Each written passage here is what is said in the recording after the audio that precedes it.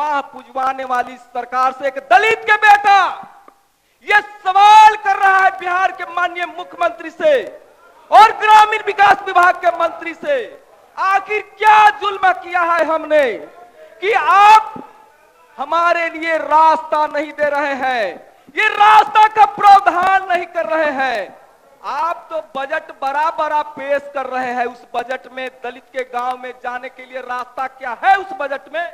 अरे भाई चुप रहिए ना, इतना बड़ा बड़ा बजट है आपके पास में तो कफन का पैसा देने के लिए पैसा नहीं है। माननीय मंत्री जी हमारे सामने है, ताक रहे हैं टुकुर टुकुर, हम देख रहे हैं उनको, तो हम तो यही कहेंगे कि माननीय मंत्री जी, वित्त मंत्री जी से, माननीय मुख्यमंत्री से मिल करके आप उनका बजट में प्रावधान बनाइए। माननीय अध्यक्ष जी, आज मैं कटौती प्रस्ताव ग्रामीण विकास विभाग एवं खाद्य आपूर्ति विभाग, आप जो दूसरे को बोलते रहते हैं, अल्पसंख्यक मोबाइल पे आप बात कर, सब आवाज यहाँ कल्याण विकास विभाग के तरफ से कटौती प्रस्ताव के पक्ष में मैं खड़ा हूं।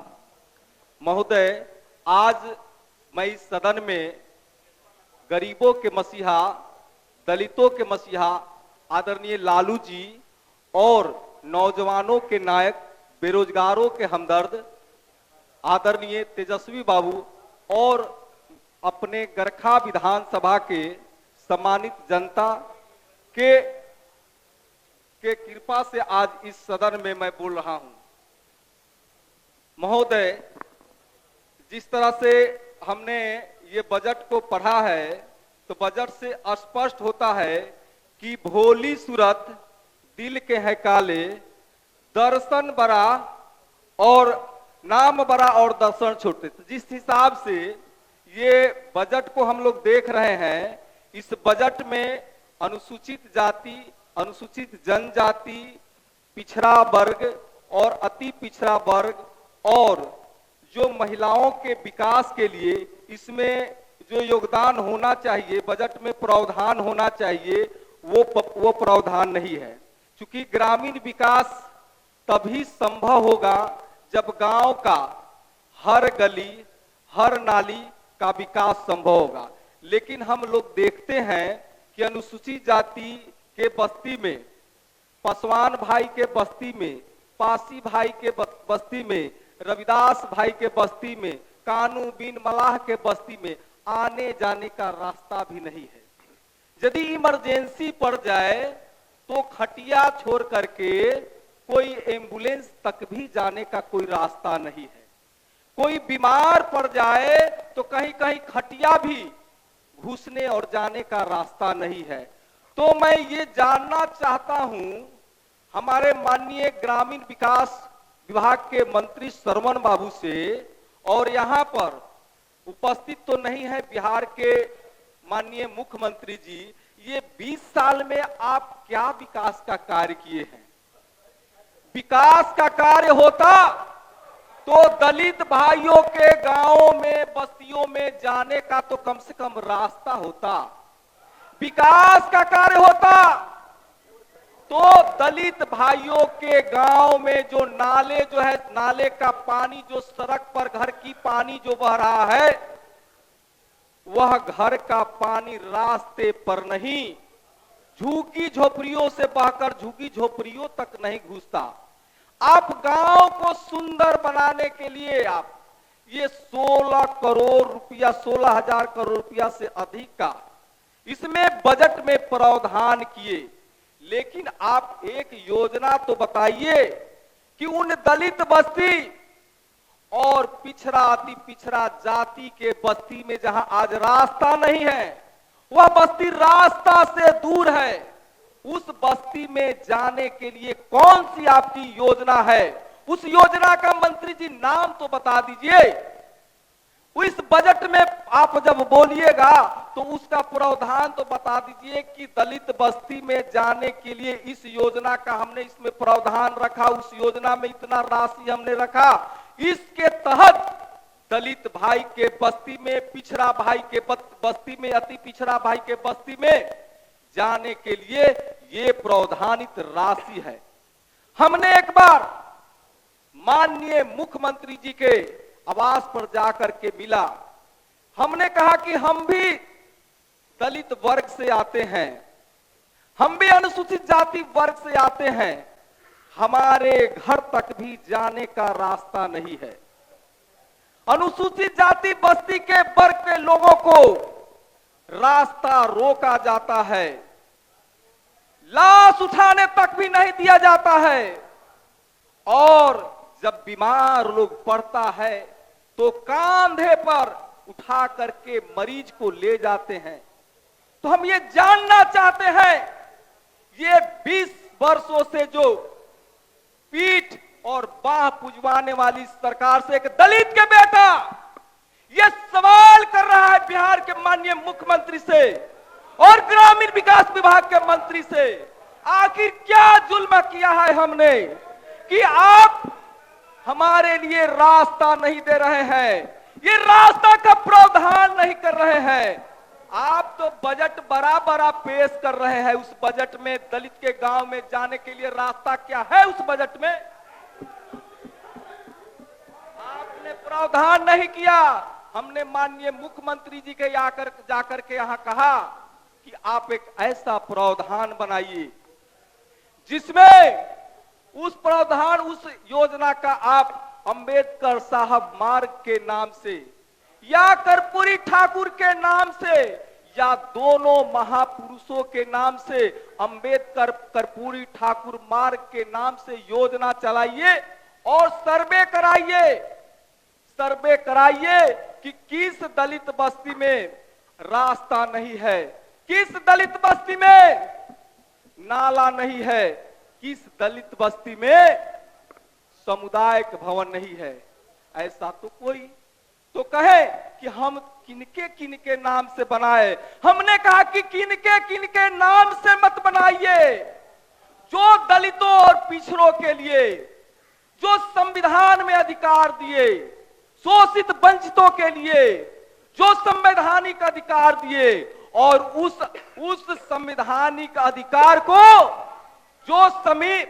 उस संवैधानिक अधिकार को जो सरजमी पर उतारने वाले महापुरुष आदरणीय लालू जी, तो हम ये कहें कि आदरणीय लालू जी जिन्होंने गरीबों के हक और अधिकार के लिए लड़े, आप अरे भाई बोलने दीजिए, आपकी बारी आएगा तो आप भी बोलिएगा, आपका बारी आएगा तो आप भी बोलिएगा।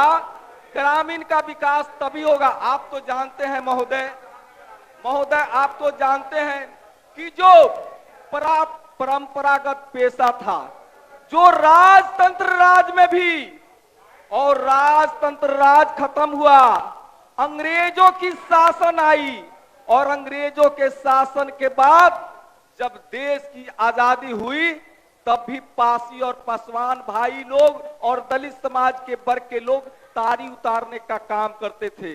जब राजतंत्र राज में नहीं रोका गया, अंग्रेजों के शासन काल में भी तारी उतारने का काम को रोका नहीं गया, तो हमारे चाचा के राज में पासी और पासवान भाइयों को तारी उतारने से रोका गया। तारी उतारने के नाम से क्या आप तारी उतारने, वो पेशा जो था परंपरागत पेशा था, उस पेशा को बंद करके आपने कोई उनको काम दिया क्या? आपने कोई काम तो दिया नहीं। आप जिस पेशा को आप देखिएगा, हमारे नोनिया भाई का भी कोई परंपरागत पेशा रहता है, बिंद भाई, मलाह भाई, कुम्हार भाई, माली भाई, हजाम भाई, लोहार भाई, धोबी भाई, और हमारे डोम समाज से और रविदास समाज से, ये सब लोगों का परंपरागत हम लोगों का पेशा है, और उस पेशा को, उस हुनर को स्किल्ड नहीं किया गया। तो आप जब तक ग्रामीण क्षेत्र में इन लोगों का हुनर को, स्किल्ड को आप बढ़ाने का काम नहीं कर सकते हैं, तब तक ग्रामीण विकास और गांव का विकास संभव नहीं है।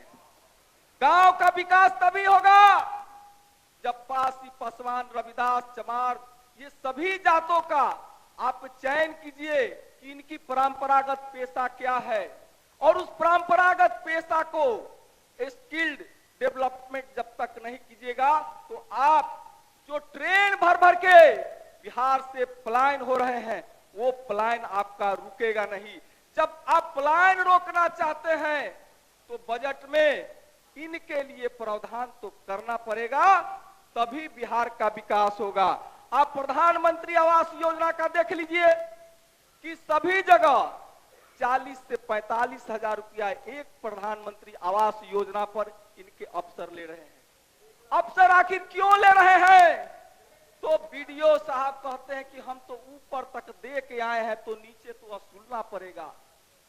गांधी जी के इस देश में गांधी जी का उपदेश नहीं चल रहा है, गांधी जी के देश में गांधी छाप चल रहा है, गांधी छाप चल रहा है। कितना हूं हम लोग ब्लॉक में, थाने में गांधी जी की उपदेश को हम लोग देते हैं, कोई सुनने के लिए तैयार नहीं है।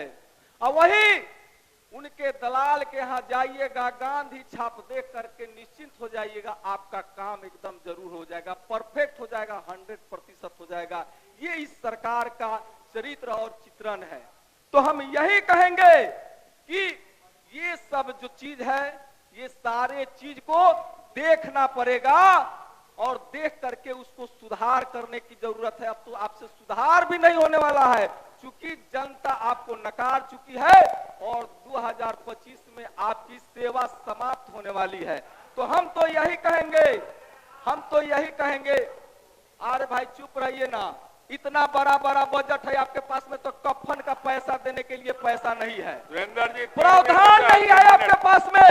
मात्र आपको लगता है कि एक साल से कफन का पैसा, जो कबीर अंत्योष्टि योजना का पैसा है, वो पैसा भी सरकार नहीं दे रही है। और प्रक्रिया इतना जटिल कर दिया गया है कि आप अंतोष्टि करा करके आइएगा, उसके बाद आप दौड़िएगा तो 1 महीना 2 महीना के बाद पैसा मिलेगा नहीं मिलेगा। और वो भी मात्र राशि आप कितना है, तो मात्र 3000 रुपया है, 3000 रुपया है। इस महंगाई के युग में आप बजट तो बता रहे हैं कि इतना मेरा बजट बढ़ गया, लेकिन कबीर अंत्योष्टि का राशि मात्र कितना है, तो 3000 रुपया है। तो हम तो माननीय मंत्री जी हमारे सामने है, ताक रहे हैं टुकुर टुकुर, हम देख रहे हैं उनको। तो हम तो यही कहेंगे कि माननीय मंत्री जी, वित्त मंत्री जी से, माननीय मुख्यमंत्री से मिल करके आप उनका बजट में प्रावधान बढ़ाइए। कम से कम कबीर अंत्योष्टि का राशि कम से कम 10,000 से कम नहीं होना चाहिए, तभी जाकर के कफन का दाम भी होगा और लकड़ी का दाम भी आएगा। नहीं तो उसमें अपने घर से मिला करके गरीब आदमी कर्जा कार करके, कर्ज लेकर के अंत्योष्टि का कार्यक्रम करते हैं। हम तो यही कहेंगे कि इस राशि को बढ़ाया जाए। आप प्रधानमंत्री आवास योजना का बात कर रहे थे। प्रधानमंत्री आवास योजना जो 2010 से पहले जो बने हैं, वो जर्जर अवस्था में है, वो चू रहे हैं, पानी टपक रहे हैं। तो हम यही कहेंगे कि जो भी प्रधानमंत्री आवास योजना ग्रामीण है, उसमें भी आप उसका मरम्मती के लिए पैसा लीजिए, लेकिन गरीबों का जो जर्जर आवास जो है, उस आवास को भी मरम्मती कराइए। आपको तो प्रधान इंदिरा आवास योजना का नाम तो आप बदल ही दिए, लेकिन हम तो यही कहेंगे कि उस योजना के तहत, प्रधानमंत्री आवास योजना के तहत ही जो जर्जर मकान है, उस जर्जर मकान को भी आप ये मरम्मत कीजिए। अब हम ये बोलेंगे, कल्याण विभाग जो है, अल्पसंख्यक कल्याण विभाग में कब्रिस्तान की घेराबंदी अभी पूर्ण रूप से नहीं हुआ है। तो हम ये कहेंगे अल्पसंख्यक कल्याण मंत्री जमा भाई से कि आप कब्रिस्तान का घेराबंदी कराइए और उसमें पेयजल का, पानी का भी व्यवस्था कराइए। चूंकि जो हम लोग जाते हैं कब्र देने के लिए, माटी देने के लिए जाते हैं, उसमें पानी का व्यवस्था नहीं होता है। और हम यही कहेंगे कि उसमें आप पानी का व्यवस्था करा दीजिएगा। खाद आपूर्ति विभाग के संबंध में हम ये बोलेंगे, खाद आपूर्ति विभाग के तरफ ये बोलेंगे कि उसमें जो 41 किलो से लेकर के 65 एक मिनट समय लेंगे, 41 किलो से लेकर के 65 किलो तक का बोरी होता है, उसमें जो उसका लोडिंग अनलोडिंग का है, श्रम संसाधन विभाग उसमें प्रावधान किया है कि लोडिंग का 11 रुपया 65 पैसा, अनलोडिंग का भी 11 रुपया 65 पैसा, उसके बदले में निरंजन कुमार मात्र मेहता। 4 से 5 रुपया मजदूरों को दिया जाता है। घोर घोर आपत्ति है इसमें। 10 मिनट समय निरंजन जी आपका।